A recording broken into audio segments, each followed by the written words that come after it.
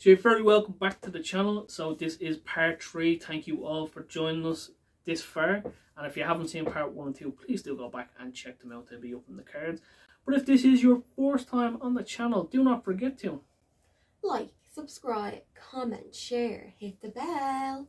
And if you're back with us again, thank you. So what are we reacting on today, Danielle? So today, James, this is part 3 of the 9/11 Operation Yellow Ribbon from Gander in Newfoundland. So in part 1 and 2, we seen about the planes having to be grounded either back in Europe, or a lot of them went to Gander in Newfoundland, over 100, which is insane. Yep. They got nearly double the population in the first day. People had to stay in the planes for nearly 24 hours just to get completely security checked, which is understandable. They didn't even know what was happening until the next day, and then they were very warmly welcomed by the lovely people of Gander with clothes, food, medication, anything they wanted really, which was amazing. So yeah, we're gonna go into part 3 and see what else happened. Let's go. This is our cook. Our chef. Oh, you chef. Even with all the kitchens firing around town, the local citizens cannot possibly feed 7,000 people. The Red Cross and Salvation Army send additional food and supplies, fueled by donations from throughout Newfoundland. Oh, that's what you got to say. I can't thank everybody enough. It's been brilliant. Everyone seems to have pulled together, you know. It's amazing where all the stuff has come from.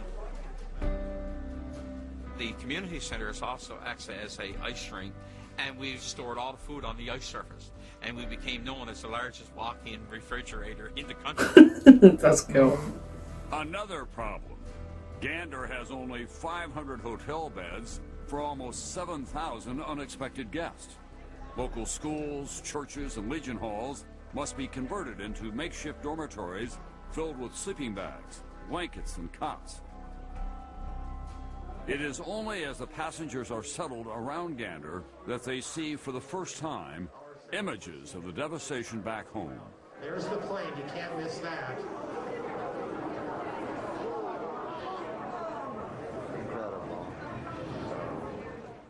Some 30 hours after all of this had happened, we finally saw the pictures on television, and we just stood there, you know, not saying a word and just watching those pictures over and over and over.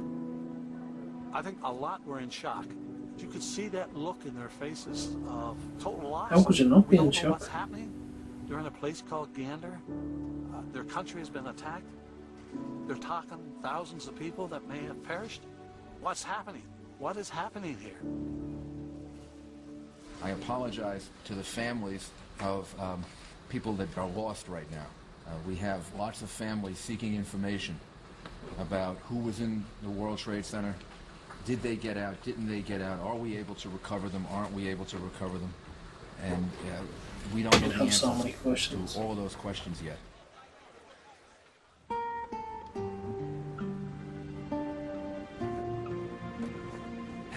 And Dennis O'Rourke are staying at the Canadian Legion Hall in Gander. By now, they've learned that their son Kevin had been one of the early responders at the World Trade Center, and that he is among the missing. I seen on the TV what happened to the Twin Towers, and I didn't want to alarm her, but I knew that when they collapsed, I figured nobody would get out of that thing.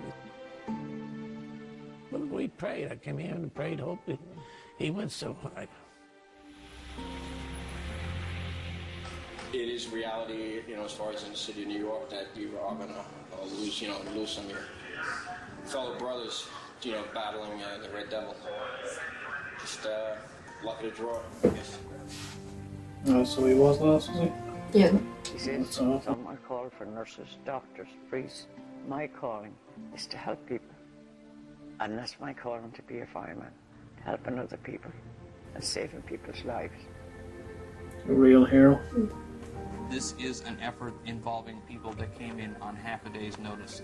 Some very anxious people, some very worried people, but yet some very thankful people for the hospitality that only the people of Gander and surrounding area can show.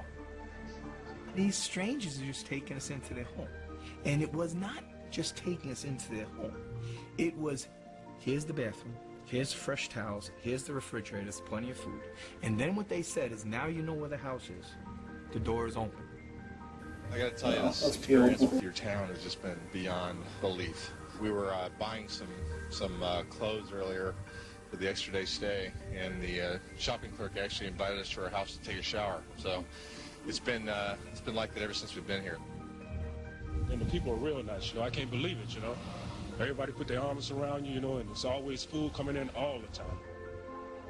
There's not one person that we have come across who hasn't offered to help us in some way. It's overwhelming. They didn't think of themselves at all at any time. They'd be in that kitchen and working all day and work the night. It didn't faze them. As long as they were there for you.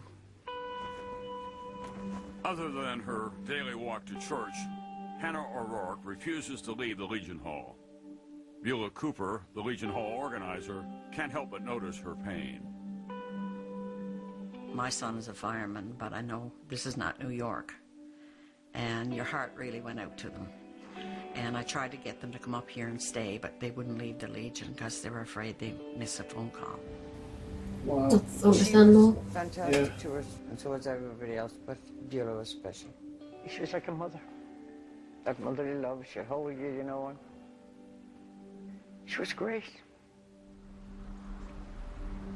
I talked to her, tried to take her mind off things, but I know I didn't do that because you can't take a mother's mind off her child. Beulah Cooper tends to the O'Rourke's day and night. She walks Hannah to church to pray for Kevin and for his fellow firefighters. The community, the love that they have, you could feel it every place around, you know. And they keep telling you, keep the faith, he'll be fine, you'll find him, he'll find his way out. I says, if anybody can, Kevin will, you know. So, it was in God's hands.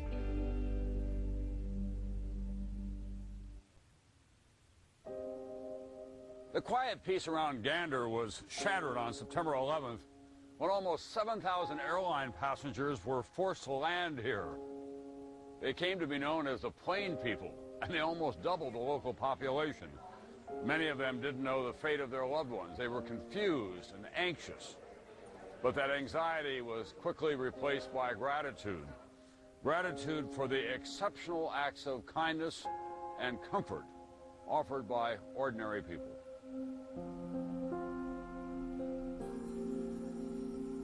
When we were stranded here, we were very vulnerable, but everyone made us feel so loved and at home and comforted. Everybody just put everything on hold to take care of us. Diane Kershke of Houston is traveling home alone after visiting her son's family in Huntington, England.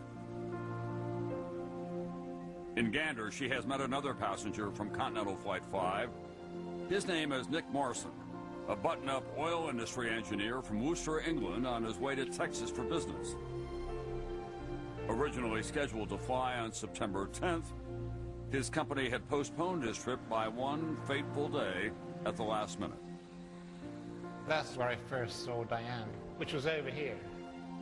She was sat on an army cart all on her own. There were a bunch of other women over there. There was something in the order of 90 people here. Life, you're on a treadmill, you get up, you go to work, you come home, you get up, you go to work, you come home. And you perhaps don't have time to stop and examine where you are. And all of a sudden, you're plucked out of this everyday life for 4 days.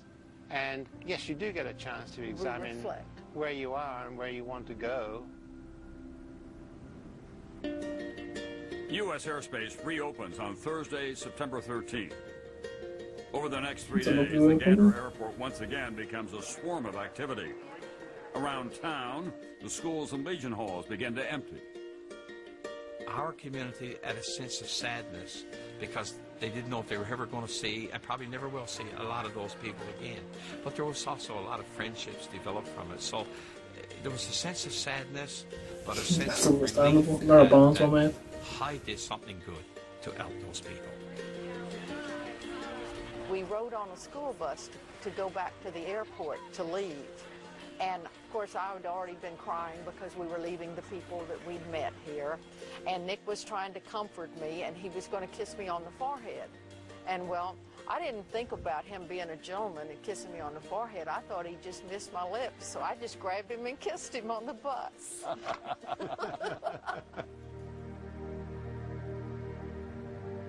Shirley Brooks Jones, the retired Ohio State fundraising administrator, boards Delta Flight 15 to begin her journey home. She's constantly thinking about the generosity of the people in the Gander area, wondering what she could ever do to pay them back. And then going home, an inspiration. So we're just going to leave part 3 there. Wow, incredible. Yeah. It's amazing how the bonds that they've all made with each other. And even, you know, some people found their life partners as well. A love story through all this. A love story through the tragedy. Yeah, you love to see it. That's why there's bad, but good can be born from it too. Yeah, you can just see just such kindness from people. That town was 100% culturally enriched after that. And of course, after spending so much time with all the passengers that they had come to that town, you would feel a bit of, you know, oh no, it's over now. They probably made such great friendships and such bonds with everyone. And a relief that people got to go back to their lives, and you know, it was declared safe again to go home and see all their loved ones and family. But a town of this size, just hosting so many people and looking after everyone and opening their hearts and their homes the way they did, was just beautiful to see. So let us know your thoughts so far in the comments down below, and of course we will see you guys in part 4. We love you all. We will chop ourselves out of this. Bye!